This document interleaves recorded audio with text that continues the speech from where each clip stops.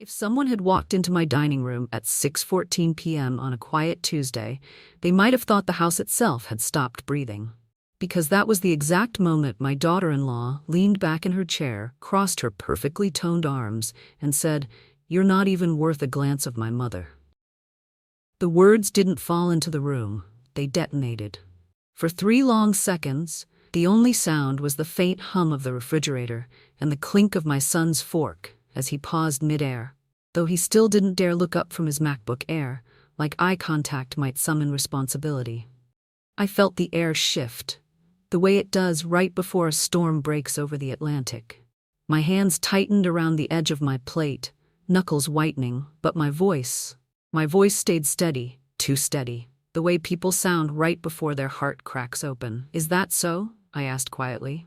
Madison didn't blink. She had that influencer-level confidence, the kind that comes from growing up with a ring light instead of humility. Her blonde hair sat in its perfect, effortless waves, the kind that require 12 products and a YouTube tutorial titled "Soft Glam for Passive-Aggressive Dinners." "Yes," she replied, "you're exhausting. And honestly, we've all been tiptoeing around your feelings for months." Tiptoeing around my feelings, in my house. I looked at my son, my only child, hoping, foolishly, that he'd at least pretend to defend me. He didn't. He just shut the lid of his MacBook halfway and cleared his throat like a man preparing to deliver a weather forecast instead of a betrayal. "Mom," he said, "I think what she's trying to say is, we all need a little space." Space. Inside a house I'd paid off before he was even born. The clock ticked loudly, 6:15 p.m., and something in my chest tightened. Pain, yes, but also clarity. That sharp clarity people only get at 2 moments in life. When you fall in love, and when you realize someone stopped loving you. I took a slow breath. Then I did something none of them expected. I reached down, slid my chair back, and pulled it right beside Madison's, close enough to see the flecks of mascara clinging to her lashes, close enough that she straightened in her seat like prey sensing a shift in the wind. Her eyes widened.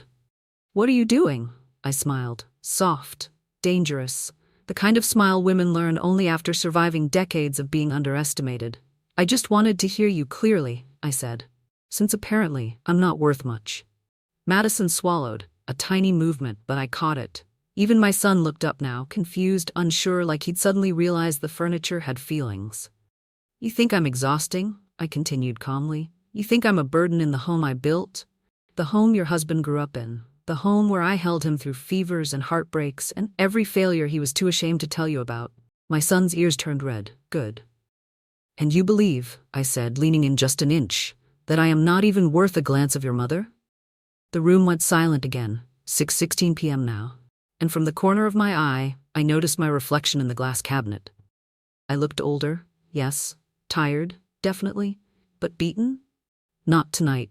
Then, because God has a sense of humor, the family cat chose that moment to skid across the hardwood floor, chasing a plastic bottle cap, slamming headfirst into Madison's designer tote bag.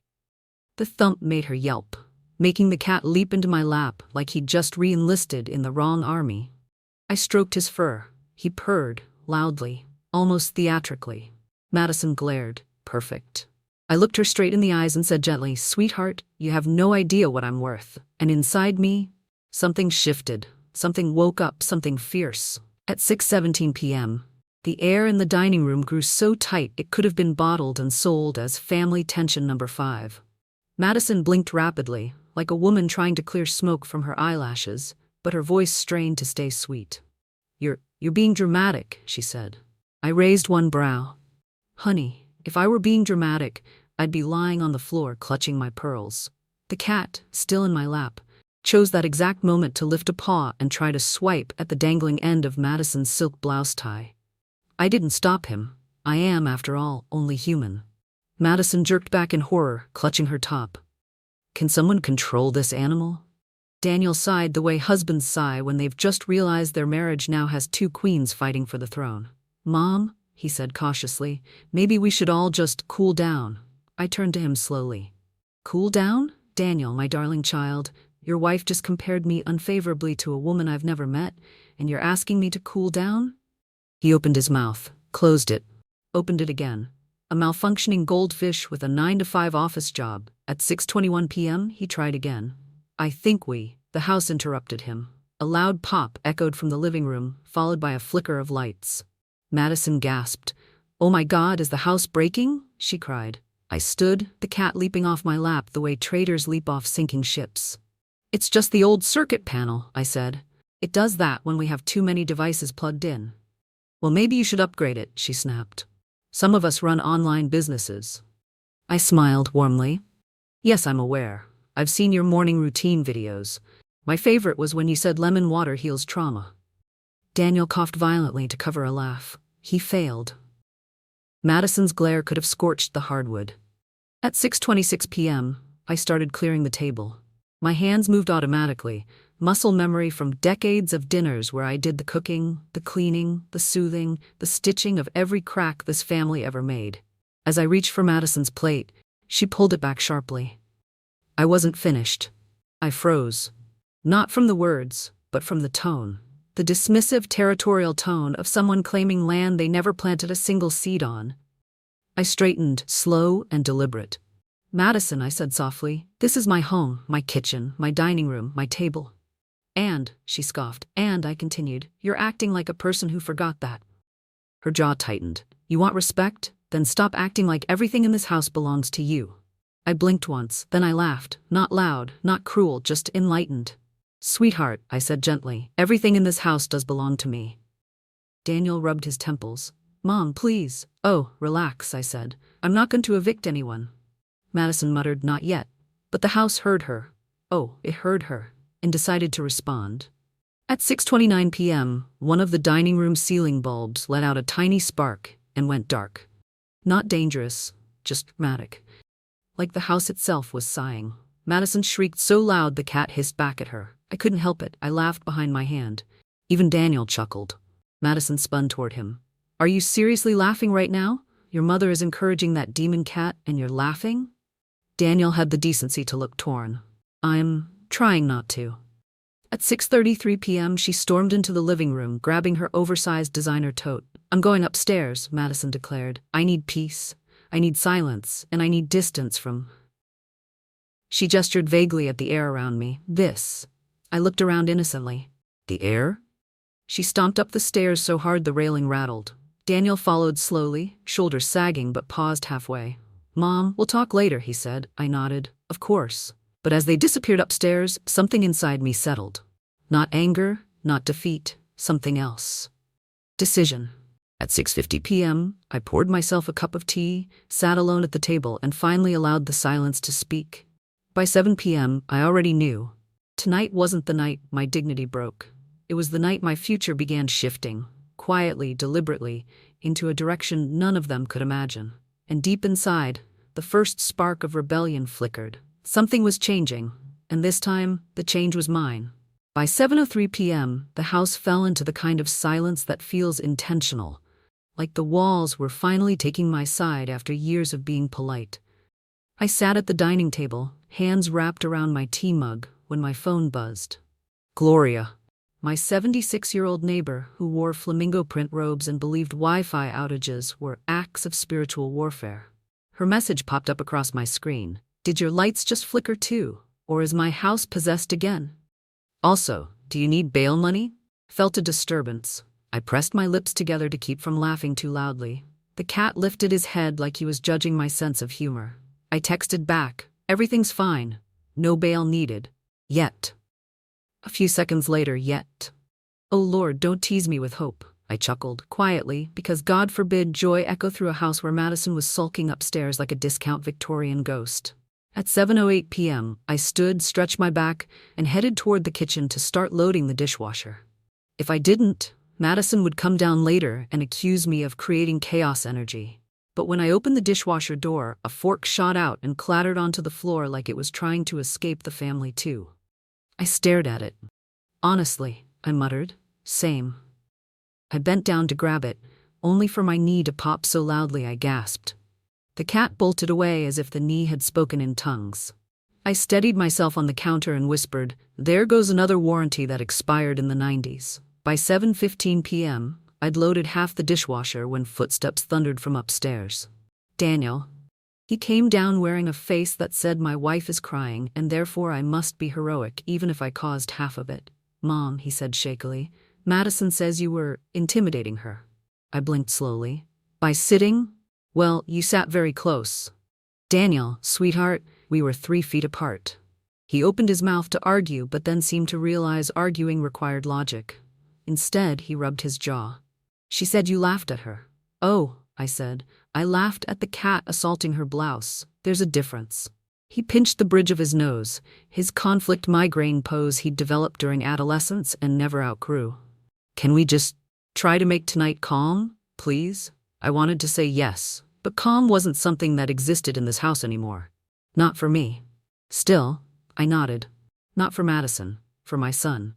At 7:19 p.m., he trudged back upstairs, leaving me alone with the hum of the dishwasher and the quiet strength growing inside me. That's when the second message came. Not from Gloria this time, from an unknown number. At first glance, I thought it was spam. Then I opened it. A photo, blurry, taken in a parking lot. Madison. Standing close to a man I'd never seen before. Too close. His hand on her waist, her face tilted toward him with the kind of smile she never showed my son. Then a text beneath it. She's not who you think she is. Be careful. My heart slammed against my ribs. I zoomed in. The timestamp. Today, 4:52 p.m. Exactly an hour before dinner blew up. I sat down slowly, the room tilting for a moment. Was it real? Was it a misunderstanding? Was it someone trying to stir chaos? But deep inside, something whispered, this isn't the first sign. And no, it wasn't. Madison's sudden coldness, her obsession with rebranding the household, her insistence that I leave, Daniel's guilt-shadowed eyes lately, the constant trips to the gym where she returned smelling like citrus cologne instead of sweat. My stomach tightened. At 7:23 p.m., the ceiling creaked loudly, followed by Madison's voice upstairs, sharp, frustrated, too loud for a woman supposedly hurt. I walked back to the table, replaying the photo in my mind, and for the first time I realized. Her cruelty wasn't random. It wasn't personality. It wasn't even hate. It was fear. Fear of being exposed, fear of losing control over Daniel, fear of losing the house she had mentally moved into as if it were hers. I took a breath, then another. By 7:31 p.m., the fear inside me transformed into something else, resolve. And at 7:38 p.m., as I wiped down the counter, I whispered to myself, fine. If she wants a war, she picked the wrong grandmother. The cat meowed like he agreed. Then, at 7:41 p.m., my phone buzzed again, a second photo. Clearer this time, undeniable. And with it, a message. If you want proof, I have more. Call me. I stared at the screen as the clock hit 7:45 p.m. Whatever tonight had started was about to get much bigger. By 7:46 p.m., my hands were trembling, not from fear, but from a strange, electric calm that comes when the truth finally stops hiding in the shadows. I stared at the second photo glowing on my screen. Madison. Same man. A different angle. Her fingers slipping into the crook of his elbow like she'd done it 100 times. The message beneath it. Call me when you're alone. At that exact moment, upstairs, Madison slammed a door so hard the chandelier rattled. Dust drifted down like the house was trying to sprinkle holy ash on the situation. Then Daniel's voice followed, tired, strained, apologetic in that signature, my wife is unhinged but I'm scared of her mascara streaks, tone. I slipped the phone into my cardigan pocket and walked toward the living room, the way a general walks the battlefield before deciding where the war will end. At 7:52 p.m., I reached the window and peeked through the curtains. Gloria stood outside holding a Tupperware container and waving it above her head like a peace treaty. She mouthed dramatically, brownies. Emergency? Then pointed at her ear, call me. Then at her hip, pepper spray. Then at the sky, God is watching. I snorted so loudly the cat's tail puffed up like a bottle brush. I texted her, no pepper spray needed. Yet. She responded instantly, keeping it warmed up anyway. God bless her. At 7:59 p.m., my phone buzzed again, this time a call. Unknown number, the same one that sent the photos. I hesitated, then stepped into the laundry room, the only place in the house where no one could accuse me of disturbing their mental wellness, and answered. Hello? A man's voice, low and steady. Is this Grace? My breath caught. No one had called me by my first name in weeks except telemarketers and the pharmacist who flirted with senior discounts like they were foreplay. Yes, I said carefully. Who is this? My name's Cole. I work at the same office as your daughter-in-law. Office. So this wasn't random. Cole exhaled like he'd been holding his breath for months. I shouldn't be involved, he said. But I've seen what she's been doing, and today, after watching her leave the parking garage with him, I realized your family deserves to know. My heart sank and hardened. Who is he? I asked. His name is Dylan, Cole said. They've been meeting for weeks, sometimes during lunch, sometimes after work. She says your son is too predictable. I closed my eyes. Predictable. That was her insult. But to me, predictable meant loyal, steady, safe. Cole continued, voice gentler now. I'm not trying to hurt you. I just couldn't watch her hurt someone else anymore. The kindness in a stranger's voice nearly undid me. At 8:07 p.m., footsteps approached the laundry room. Daniel's. I whispered quickly, thank you. Please text me anything else you know, then hung up. The door opened. Mom? Daniel's eyes were red-rimmed, shoulders heavy, the weight of an unhappy marriage already carving new lines into his face. You okay? He asked. I gave him a smile that mother's master, soft enough to soothe, strong enough to hide bruises. I'm fine. Just doing laundry. Which was technically true. I was laundering the truth. He rubbed the back of his neck. Madison's upset. She says you're provoking her. Oh, I said. Did the air provoke her again? He cracked a reluctant, guilty smile. Mom? I know, I murmured. You're trying. He nodded. Then quietly, sometimes I feel like I'm failing both of you. My heart broke. Not cleanly. Messily, like old glass. I placed a hand on his cheek. You're not failing me. You're just blind right now. And people can't see clearly when they're trying too hard to keep a life together that's already falling apart. His eyes shimmered, but he blinked the tears back. Something he inherited from his father, never cry until nobody's watching. At 8:22 p.m., Madison shouted from upstairs, Daniel, I need you. The way she said need sounded less like affection and more like a subpoena. He went to her. Of course he did. And as his footsteps faded, I stood alone in the quiet laundry room, the hum of the dryer filling the silence with a strange comfort. At 8:45 p.m., I pulled the phone out again, stared at the photos, and whispered, So that's what this is really about. And at 8:57 p.m., a new realization washed over me. Madison wasn't trying to push me out of the house. She was trying to clean her tracks, and I was standing right in the spot she needed erased. By 9:01 p.m., the house was so quiet I could hear the dryer finishing its cycle, like it was sighing after a long day of holding everyone's emotional baggage. I stepped back into the hallway just in time to hear Madison shriek upstairs. Daniel, the bathroom light is flickering again. Fix it or call someone. Her voice traveled through the house like a knife with glitter on it, pretty but meant to cut. I muttered, funny how everything flickers around dishonesty. The cat meowed like he agreed. Again. At 9:04 p.m., I walked into the living room, turned on the lamp beside the couch, and sank into the cushions like a woman who'd held herself together for too long. The cushions sighed too, probably from trauma. My phone buzzed. Gloria again. Are you safe? I heard yelling. Should I call 911 or Jesus first? I texted back, Jesus. Then 911 if he's busy. Her reply was instant. He's always busy with your family. I burst out laughing, quietly, because Madison would march down here and declare I was disrupting her inner peace. The clock hit 9:10 p.m. Daniel came downstairs, rubbing his forehead like it was legally responsible for all his life choices. Mom, he sighed, dropping onto the armchair, tonight is a lot. A lot is one word for your wife calling me worthless, I said calmly, right before blaming my electricity for having emotional needs. He winced. She's just stressed. Stressed people eat carbs, I replied. They don't compare their mothers to other people's entire existence. He cracked the tiniest smile despite himself. Then he asked timidly, Can we try to make tomorrow better? Of course, I said. But the truth curled inside me like a warning. Tomorrow might be worse. Because lies always ripple before they drown. At 9:18 p.m., footsteps thundered above us again, followed by Madison's voice.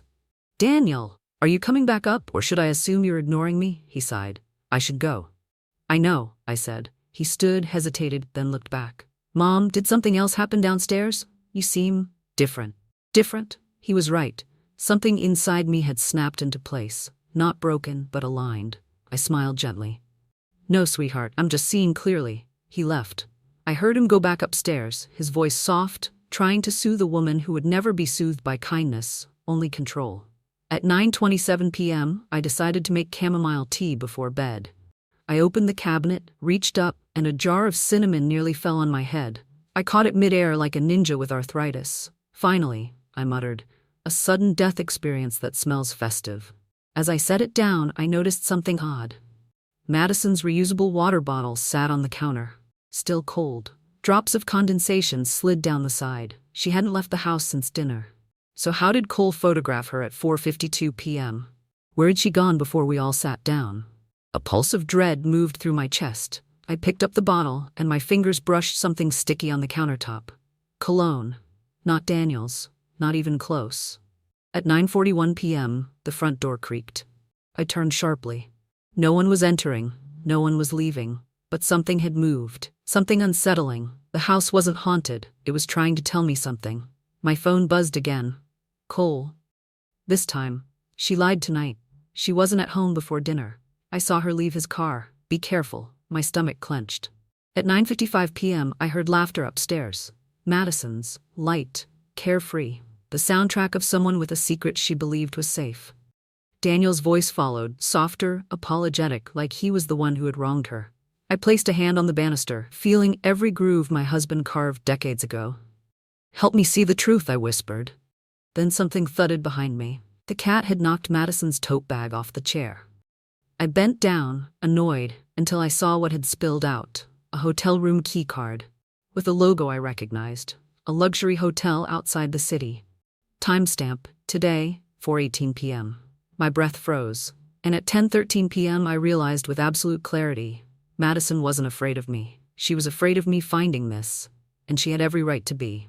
By 10:14 p.m. I was sitting perfectly still on the hardwood floor, the hotel keycard resting in my palm like a burning truth. The cat sat beside me staring at it too, as if even he understood this tiny rectangle might blow the entire roof off our fragile household peace. Don't look at me like that, I whispered to him. You knew she was trash before I did. He blinked. Slowly, judgmentally. At 10:17 p.m. I heard footsteps above, Madison pacing, Daniel's softer voice following, trying to calm her down like she was a wild raccoon trapped in a yoga outfit. I tucked the keycard into my cardigan pocket and stood up, my knees protesting loudly like they were auditioning for the role of old floorboards in a haunted house. The cat meowed in sympathy, or mockery. Hard to tell. As I walked toward the kitchen, Madison's voice drifted down the stairs. Daniel, your mother has been acting weird all night. She's trying to stir things up. I snorted. Yes, darling. Your affair stirred itself. At 10:24 p.m. I set a kettle on the stove. Tea had become my emotional support beverage, my coping mechanism, and at this point, practically a personality trait. The kettle whistled faintly. Then Madison's voice pierced the air. Grace! I froze. She never called me by my name. Something was wrong. Or rather, something was about to be wrong for her. I walked to the base of the stairs. She stood at the top with her arms crossed, wearing silk pajamas that probably had a therapist's entire hourly rate sewn into the fabric. She held up her tote. Did you go through my bag? She demanded. No, I said honestly. Your bag went through the floor. Her eyes narrowed. It fell? The cat knocked it over. At that exact moment, the cat trotted into view, dragging a sock he clearly stole from Daniel's laundry basket. Madison gasped, offended at physics itself. Your pet is untrained. My pet, I replied, is the only creature in this house who hasn't lied today. Daniel inhaled sharply behind her, like someone who just realized oxygen was optional. Madison pointed at me. You're making things hostile. You're pushing boundaries. Sweetheart, I said calmly, if I'd pushed boundaries, you'd be halfway down these stairs. The look on her face was worth 10 years of arthritis. At 10:31 p.m., she stormed into their bedroom and slammed the door so hard the thermostat beeped in confusion. Daniel lingered at the doorway like a man stuck between two elevators that were both out of service. Mom, he said softly, I wish you and Madison could just get along. Me too, I said gently, but that requires honesty. He frowned. Are you saying she's lying? I opened my mouth, then stopped. Not yet. Not until I understood everything. You don't go to war with fragments. You go with certainty. I touched his arm. Daniel, go rest, we'll talk in the morning. He nodded warily and disappeared into the room. At 10:44 p.m., I sat back on the couch, pulled the keycard from my pocket, and stared at the hotel logo stamped on it. Riverside Crown Hotel, executive level access. My stomach twisted. That wasn't a cheap hotel. It was the kind of place people booked when they wanted luxury or secrecy. I Googled their check-in times, then their parking fees, then their bar hours, purely investigative, of course. At 10:52 p.m., I jumped when the phone buzzed again. Cole, you didn't call.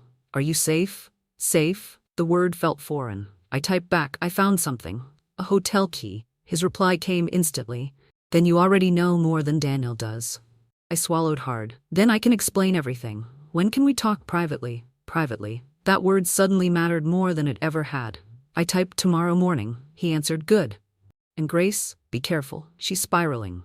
At 11:03 p.m., I turned off the lights and headed for the downstairs guest room, the room I'd quietly moved into months ago so I wouldn't disturb anyone with my old person noises, as Madison once called them.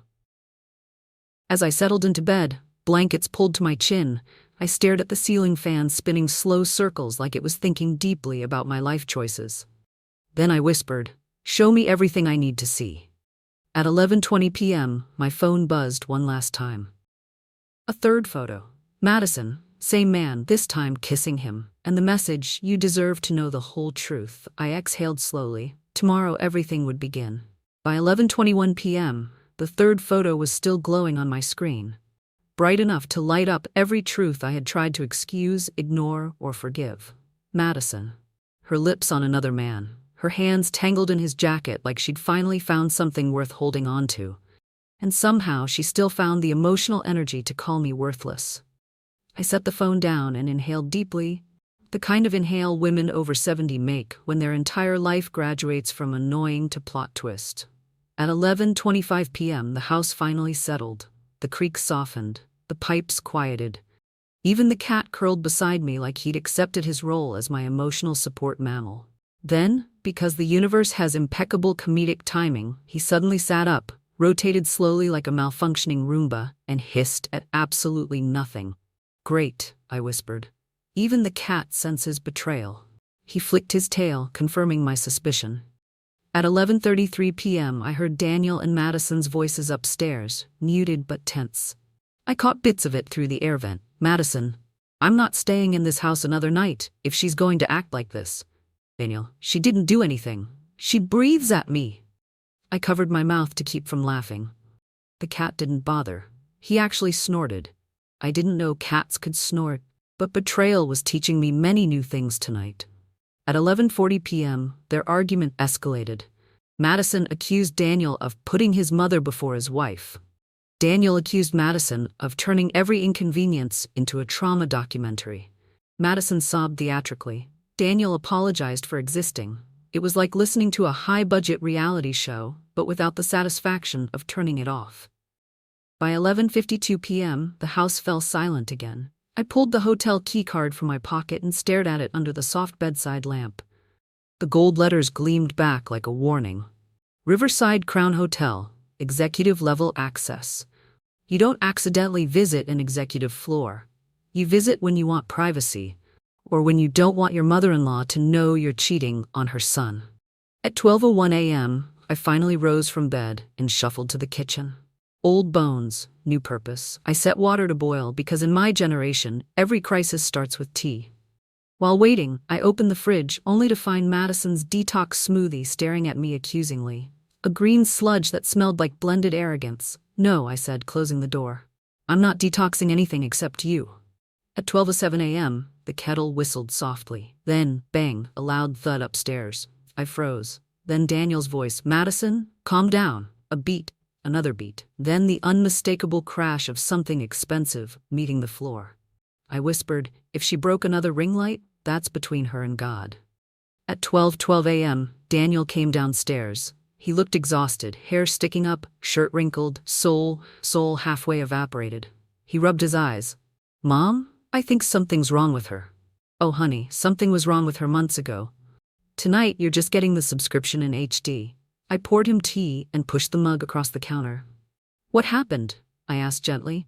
She threw her hairbrush at the bathroom wall. He paused, and then accused me of making her do it. I nodded sympathetically. Well, you know how dangerous your breathing patterns can be. He almost laughed. Almost. At 12:19 a.m., he looked at me, really looked at me, for the first time in weeks. Mom, did I marry the wrong person? I wanted to hug him. I wanted to show him the photos. I wanted to protect him from the heartbreak galloping toward him at full speed. But instead, I said, no one marries the wrong person, Daniel. They marry the right lesson. He swallowed hard, then whispered, I don't know what to do. I placed a hand on his arm. You'll know soon. And I meant it. Because tomorrow, he would see everything. At 12:33 a.m., he dragged himself upstairs again. I stood alone in the quiet kitchen, tea steaming between my hands, the key card still burning a hole in my pocket. At 12:45 a.m., I whispered the sentence I hadn't allowed myself to think until now.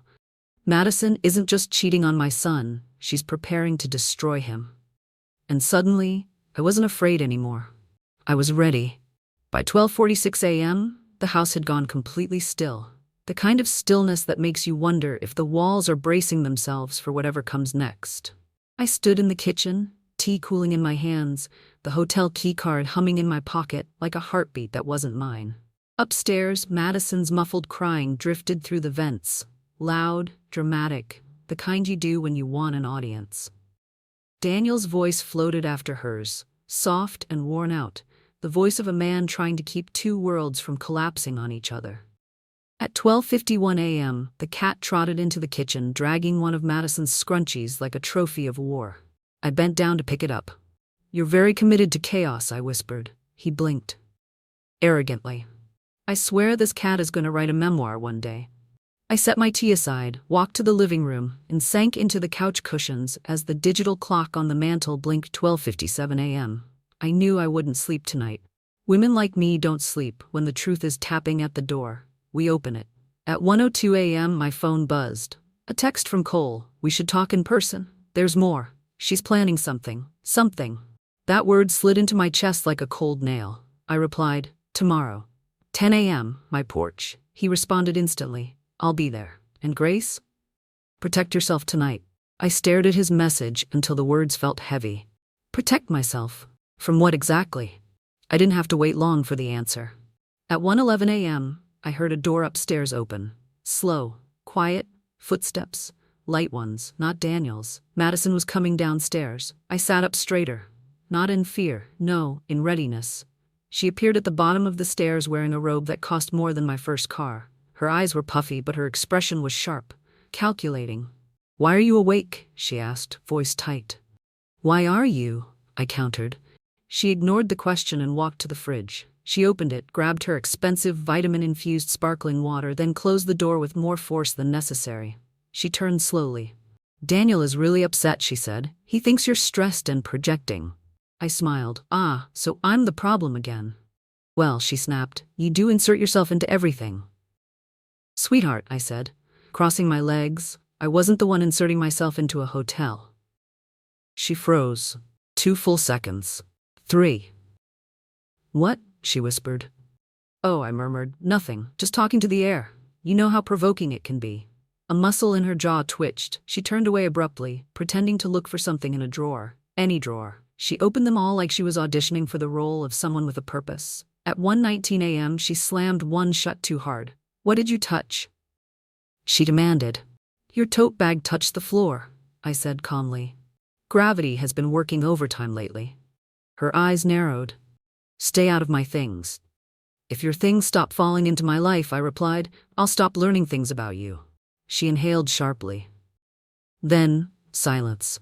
For a moment, the kitchen felt too small for the two of us, like our truths were trying to fight their way out.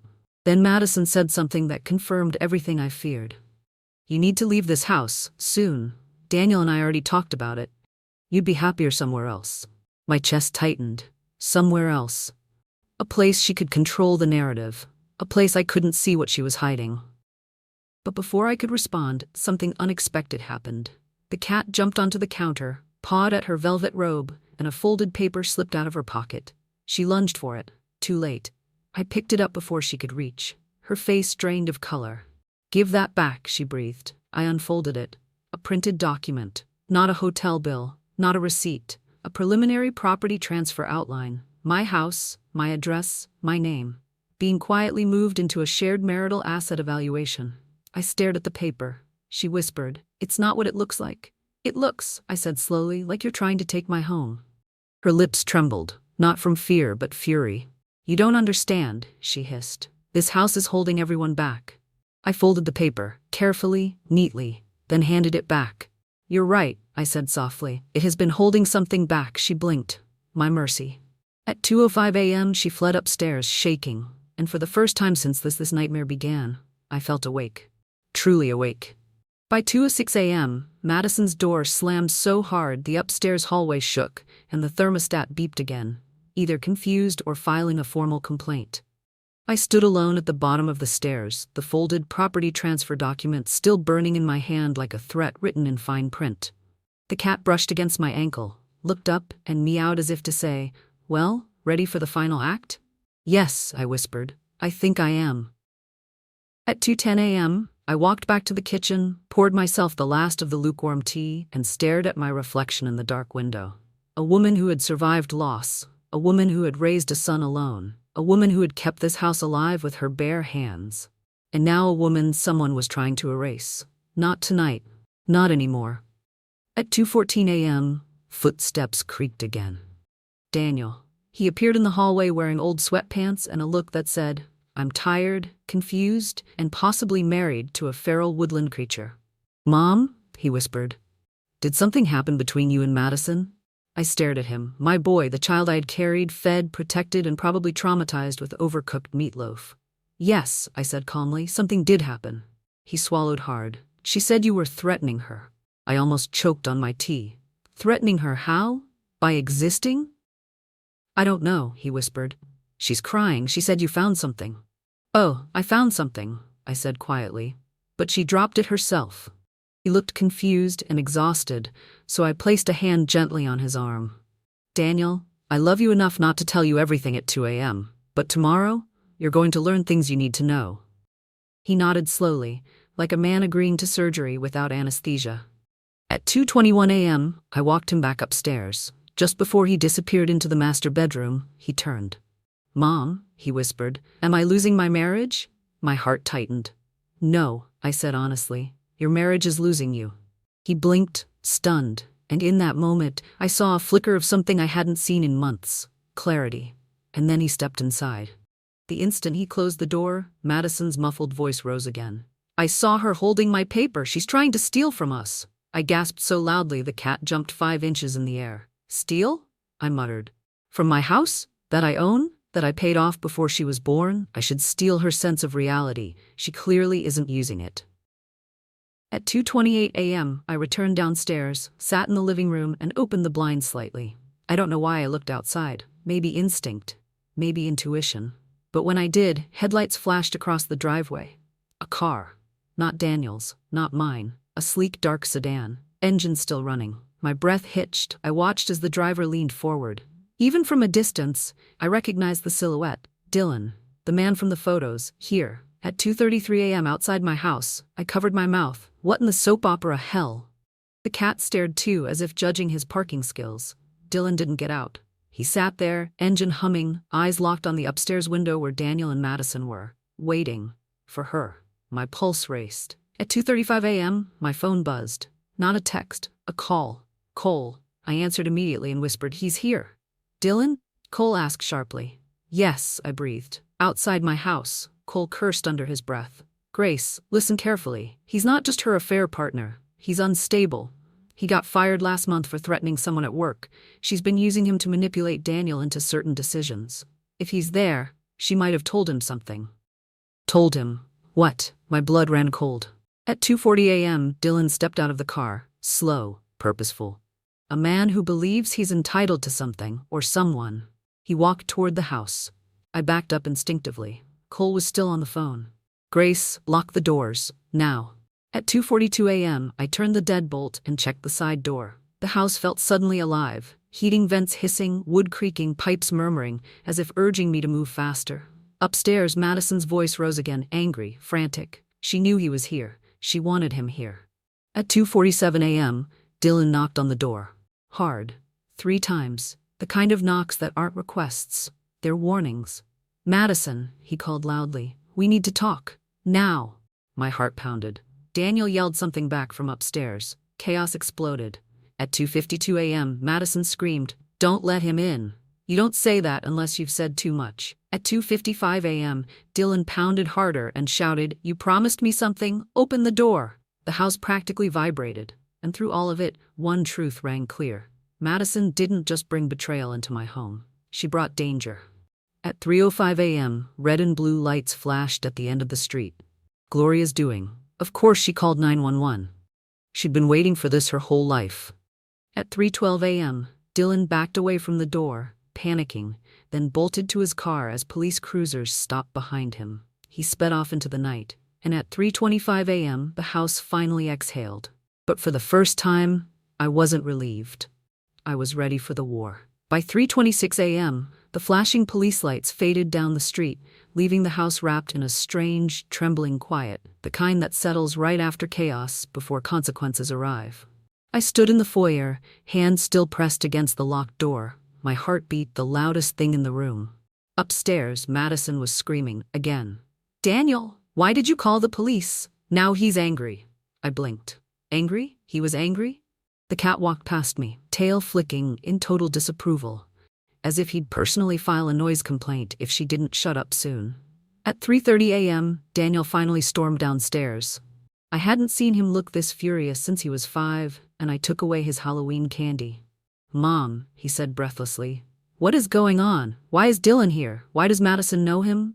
I studied his face. This was it, the moment the curtain fell and the truth walked on stage. I motioned toward the living room. "Sit, you need to breathe for this." He sat, back slumped, hands in his hair, the picture of a man one revelation away from collapse. At 3:33 a.m., I reached into my cardigan, pulled out the hotel key card, and placed it gently on the coffee table. He stared at it like it was a bomb. "Riverside Crown Hotel," he read aloud. "Executive level?" "Yes," I said softly. "Why do you have this?" I didn't answer. I didn't need to. The answer walked into the room at 3:34 a.m. Madison, face swollen from crying, hair messy, robe crooked like her morals. She froze when she saw the keycard between us. "Daniel," she breathed, "that's not. Please listen." He held up a hand. "Tell me the truth, now." Her lips trembled. Her eyes darted between us. Then, in classic Madison fashion, she chose violence. "It's your mother's fault," I inhaled sharply. "Oh, sweetheart, even the cat knows that's a lie." The cat meowed in agreement. Madison pointed at me desperately. "She's been snooping, touching mines, manipulating everything." I shrugged. "Your affair fell out of your pocket. Gravity did the snooping." Daniel stood. "Madison, are you cheating on me?" She shook her head violently. "No, he's lying. That man is obsessed with me." 3 photos say otherwise," I said, pulling up the last image on my phone and handing it to Daniel. Madison lunged toward me. I stepped back. The cat hissed. It was a whole choreography. Daniel stared at the photo for a long, long time. Then he whispered, "I saw this man tonight, Madison. He was pounding on our door." Her voice cracked. "Daniel, please, please, you don't understand. He threatened me. He said he'd ruin everything." But she wasn't crying out of fear. She was crying because the show was over. At 3:40 a.m., Daniel's shoulders sagged. The truth hit him like winter wind. "All those nights you said you were at work," he murmured. Madison moved toward him. He stepped back. "Daniel, I didn't want to hurt you." "You didn't?" he snapped. "Then what is this?" He grabbed the property transfer document still sticking out of her robe pocket and threw it on the coffee table. "My mother's house? You were planning to take my mother's house?" By 3:43 a.m., she was shaking. But not with remorse, with anger she could no longer disguise. "You don't get it," she screamed. "Your mother is in the way. She judges me. She ruins my peace. I needed that house for..." "For what?" Daniel demanded. "For you and Dylan?" Silence, so heavy it pressed on the walls. At 3:50 a.m., Daniel finally spoke, quietly, coldly, like ice forming under skin. "Pack your things," Madison gasped. "Daniel, you're leaving," he said. "Tonight." "You can't do that," she snapped. "This is my home as much as yours." I smiled, softly. "No, dear, this was my home first, and unlike you, I didn't try to steal it." She glared at me, rage bubbling under her skin. "You ruined my life." "No," I said calmly. You did. At 4:05 a.m., she stormed upstairs, grabbed random clothes, half of them not even hers, and stomped through the hallway like a toddler denied a cookie. The cat followed her, tail high, purely to enjoy the show. At 4:20 a.m., the front door slammed behind her. Gone. Her perfume lingered, sharp, artificial, temporary, just like her. At 4:33 a.m., Daniel and I sat on the sofa in pure silence. Broken silence, healing silence. Then he whispered, "Mom, I'm so sorry." I took his hand. "You didn't fail," I said. "You just loved someone who didn't know how to hold love." At 4:55 a.m., dawn began washing the living room in soft gold. A new day, a safer home, and for the first time in years, Daniel rested his head on my shoulder and I felt something warm crack open inside me. Peace. Real, earned peace. 3 weeks after Madison left, the house finally stopped sounding like it was waiting for the next disaster. The walls felt lighter. The floors sighed differently. Even the cat walked around with a confidence that suggested he now considered himself co-owner of the property. Daniel was healing slowly, some nights quiet, others full of long conversations at the kitchen table, where he finally let himself feel what had been building for years. I didn't rush him. Healing shouldn't be rushed. It should be offered a chair and a warm drink. One afternoon, while Daniel was at work, I carried a box of old books to the porch. The sun was bright, the breeze soft, and for the first time in a long time, I wasn't waiting for something bad to happen. That's when he appeared. Cole. He stepped out of a sleek gray sedan, holding a small paper bag. He looked younger than I remembered on the phone, early 40s maybe. Strong jawline, gentle eyes, that kind of calm presence men only have when they've lived enough life to know what they stand for. "Grace," he said with a warm smile, "I brought you something." I blinked. "Oh, a lawsuit? More evidence? A cat toy?" He laughed, an easy, unguarded laugh. "No. Something for you." He handed me the paper bag. Inside was a copy of Meditations, Marcus Aurelius, and a small Starbucks gift card. "I figured," he said shyly, "after everything you've survived, maybe you deserve something that gives you peace, not problems." For a moment I forgot how to breathe. "That's very kind," I whispered. We sat on the porch, the early spring light brushing across the wooden steps like soft gold paint. The cat curled up between us, instantly approving this new arrival. Cole glanced at the house. "I heard everything that happened that night. I'm glad you're safe." "I am," I said softly. "Safer than I've been in years." Then he looked at me, really looked at me.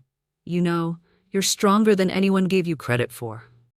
I felt warmth spread through my chest, slow and steady, like dawn blooming after a long winter. "Would you," he hesitated, "like to have dinner sometime? Somewhere quiet, somewhere with good wine, somewhere you don't have to be anything but yourself." I smiled. It wasn't a dramatic rush of romance. It wasn't lightning. It was something better. A calm beginning, something gentle, something earned. "I'd like that," I said. And as the sun dipped lower behind the trees, warm, slow, certain, I realized something beautiful. Life wasn't done giving me surprises, just better ones now.